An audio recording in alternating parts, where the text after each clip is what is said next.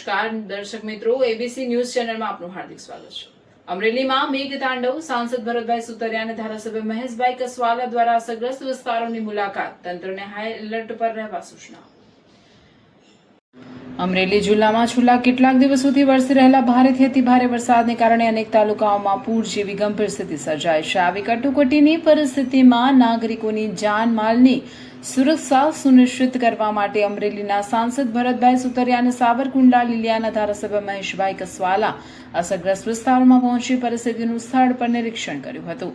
સાંસદ ભરતભાઈ સુતરિયાએ અસરગ્રસ્ત વિસ્તારોની મુલાકાત લઈને વહીવટીતંત્રના અધિકારીઓ સાથે બેઠક યોજી હતી। તેમણે બચાવ અને રાહત કામગીરીમાં કોઈપણ પ્રકારની ઢીલ ન રાખવા તેમજ નીચાણવાળા વિસ્તારો અને નદી કિનારાના રહેવાસીઓને સમયસર સુરક્ષિત સ્થળે ખસેડવાની સૂચના આપી હતી। અસરગ્રસ્ત લોકોને જરૂરી સુવિધાઓ અને મદદ તાત્કાલિક પહોંચે તે માટે પણ ભાર મૂકવામાં આવ્યો હતો।